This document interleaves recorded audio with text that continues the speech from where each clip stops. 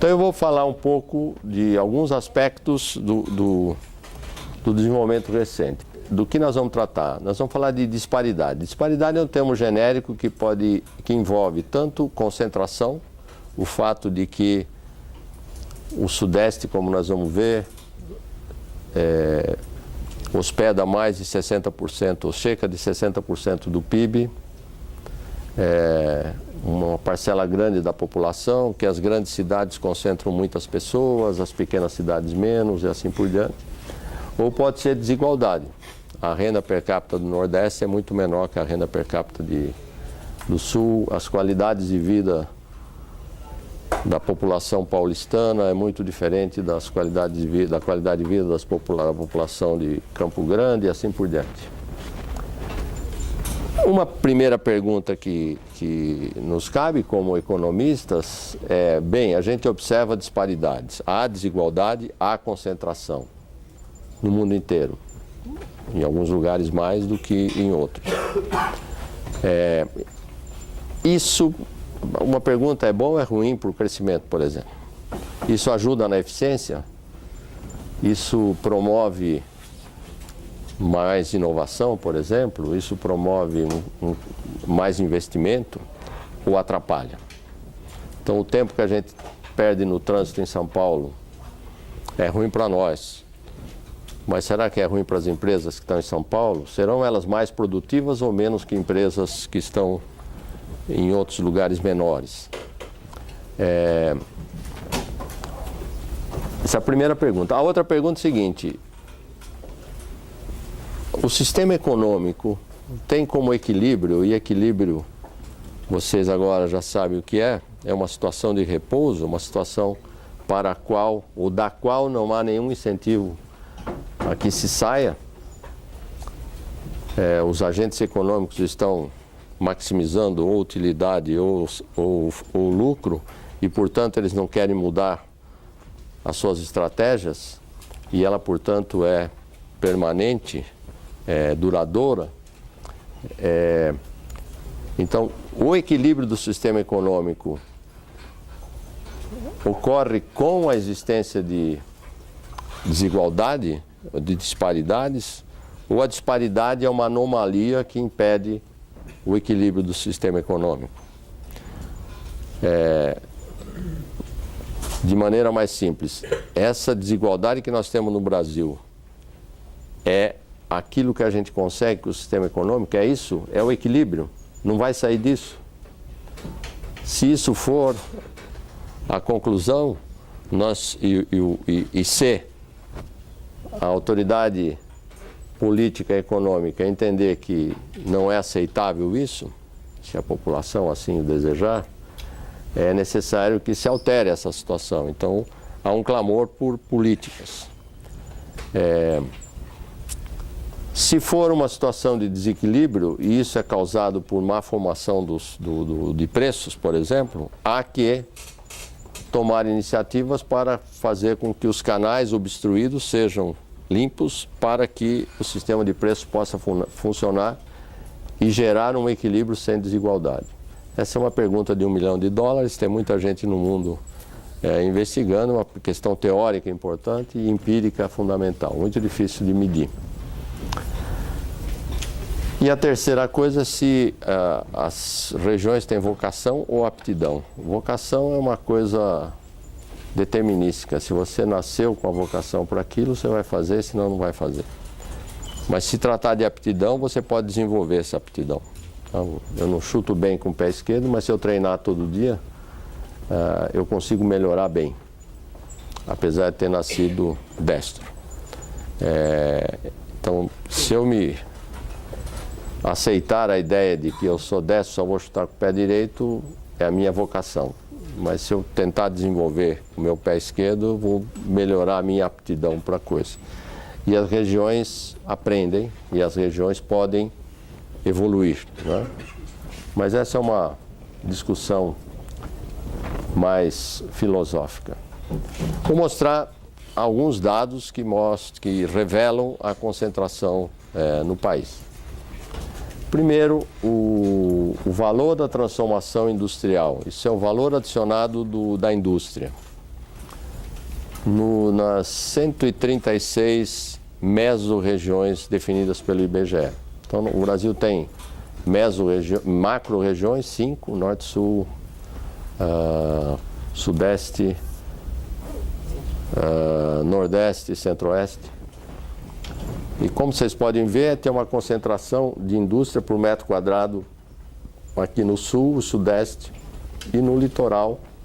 E aqui no meio é um grande vazio. Isso é dado de 2006. Não mudou muito, não. Aqui são as conexões dos cientistas de todas as áreas, mostrando interação. Então, a gente produz muito trabalho em coautoria. Então, onde estão os autores? Como se formam as duplas, trios, quartetos, enfim. Claramente, aqui está São Paulo, né? Aqui o mapa para vocês terem uma ideia, né? Aqui o litoral. E uma concentração absurda das interações aqui dentro. Então, a geração do conhecimento também, e principalmente essa é muito concentrada em várias áreas. Eu não tenho aqui. De manhã eu achei que eu não tinha, e eu tinha por área, mas vocês vão ver que o pessoal da manhã viu que é mais concentrado em medicina, ciências biológicas, etc. E em algumas áreas, como ciências da terra, é mais desconcentrado um pouco. Porque tem faculdades, até por tratar de agronomia, que tem faculdades fortes fora desse núcleo, né? E aqui a concentração na região metropolitana de São Paulo. É uma outra maneira de ver concentração. Aqui é onde as pessoas moram. Aqui é o mapa da região metropolitana. Nós estamos por aqui assim, ó. Aqui está o rio, né? Não parece o rio, não. Onde elas trabalham, onde moram, onde trabalham, tem uma certa diferença, né? E onde está o dinheiro? Bem mais concentrado ainda, né?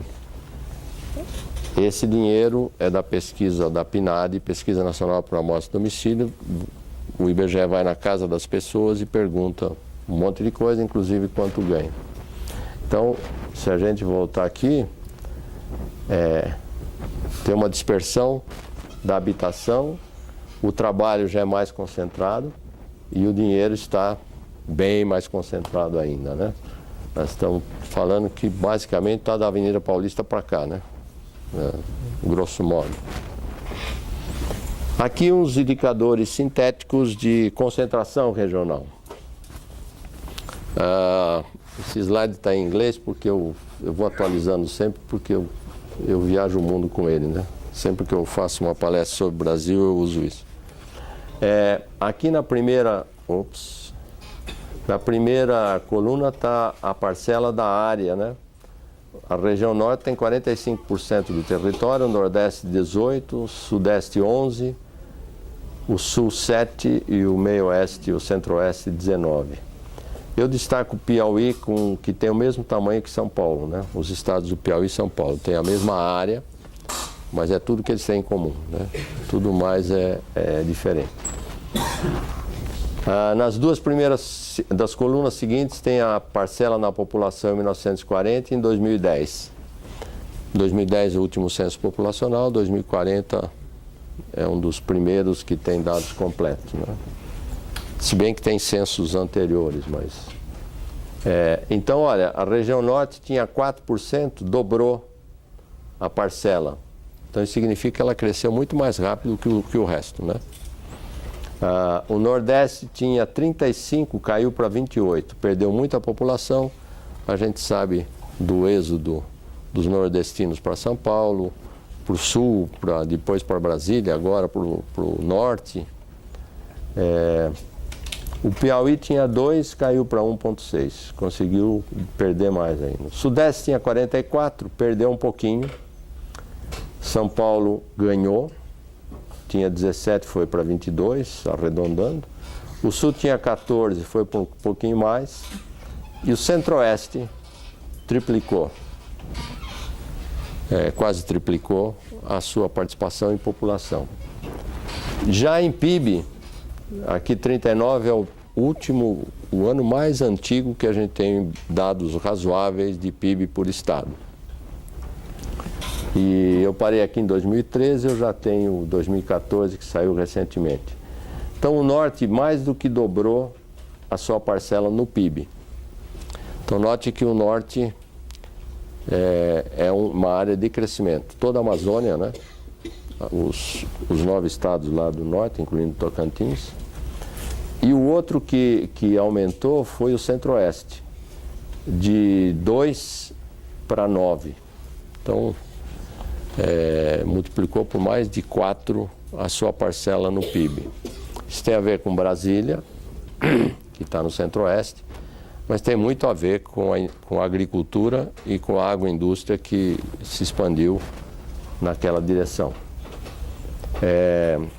O Sudeste tinha 63%, agora tem 55%. São Paulo tinha 31%, agora tem 32%. Então, São Paulo, o Estado, responde por 1/3 de todo o PIB brasileiro. E na indústria, mais de 50%, 60%. Então, você tem concentração muito grande aqui. Mas fica claro que as áreas ganhadoras em população e em PIB são o Norte e o Centro-Oeste. Só que se a gente olhar para o Norte,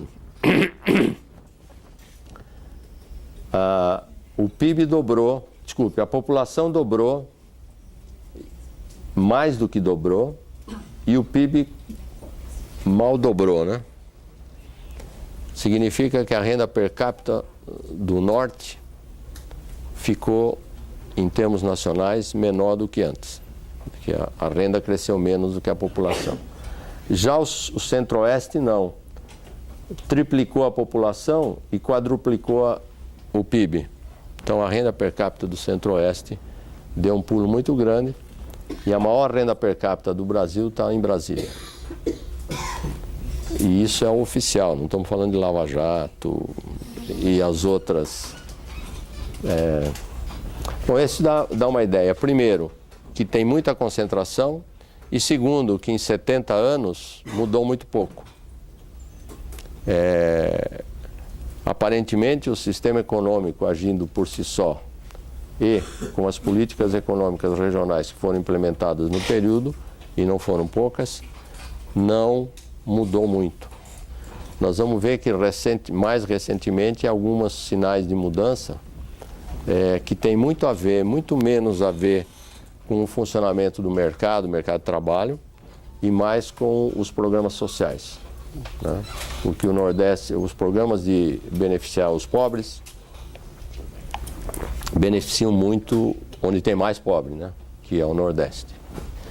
E nós vamos ver alguns indicadores disso. Eu vou mostrar essa pergunta, né?